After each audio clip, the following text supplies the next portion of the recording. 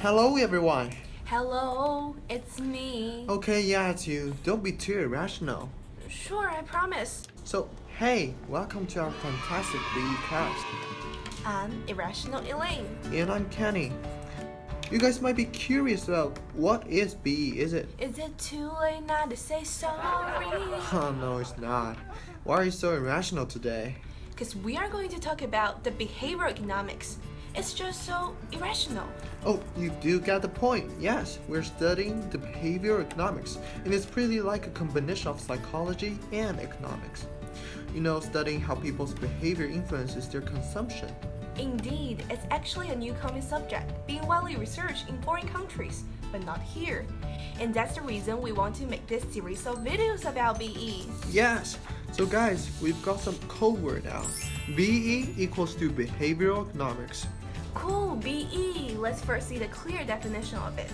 There goes behavioral economics studies the effects of psychological, social, cognitive, and emotional factors on the economic decisions of individuals and institutions, and the consequences for market prices, returns, and resource allocation.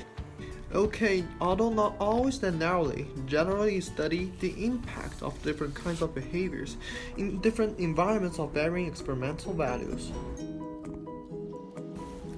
One most basic and important theory is called prospect theory. In 1979, Kahneman and Tversky wrote prospect theory, an analysis of decision under risk, an important paper that used cognitive psychology to explain various divergencies of economic decisions making from neoclassical theory. Prospect theory actually has a complex mathematical model, which looks like this. We'll make more explanation about this model in next video, since today's video is only the introduction of BE. We still have lots of time, right? Sure, so instead, let's learn some basic conclusions drawn from the model. First, reference dependence. When evaluating outcomes, the decision maker has in mind a reference level. Outcomes are then compared to the reference point and classified as gains if greater than the reference point, and losses if less than the reference point. 2. Loss aversion. Losses by more than equivalent gains. In their 1979 paper published in Econometrica, they found the median coefficient of loss aversion to be about 2.25, which is to say, losses by about 2.25 times more than equivalent gains. 3. Nonlinear probability weighting. Evidence indicates that decision makers overweight small probabilities and underweight large probabilities. 4. Diminishing sensitivity to gains and losses. As the size of the gains and losses relative to the reference point increase in absolute value, the marginal effect on the decision maker's utility or satisfaction falls. Great! We have learned about the definition of BE, the conclusion of the prospect theory. But how does BE relate to our daily life? It studies people's behavior, right? Of course, most BE conclusions are drawn from experiments of people's consumption patterns.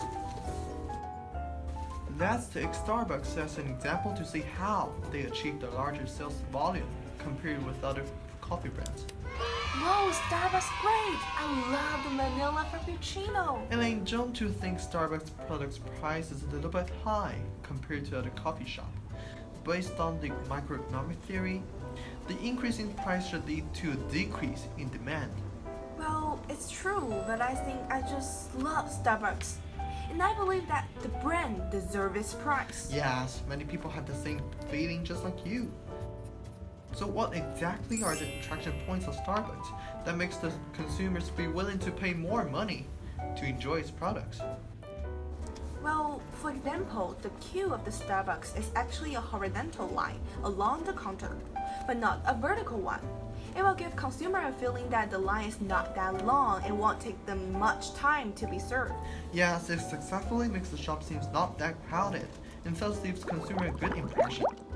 Besides the line, the whole shop is in a horizontal layout, and the consumer will feel better and spacious, and leads to an enjoyable consumption experience. Another point about the horizontal queue is that while waiting, there's a greater possibility for consumers to buy the on-sale goods, which is exhibiting besides the line. If the line is a vertical one, people may never pay attention to these products on their own initiatives. Indeed, all these efforts are designed for increasing people's favor on the shop, which can be considered as a non-price competition. And the non-price competition, literally and related to price changes, makes people be delighted to buy the product at a higher price.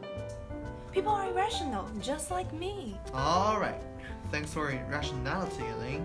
So far, guys, please be assured that we are not against the traditional economics.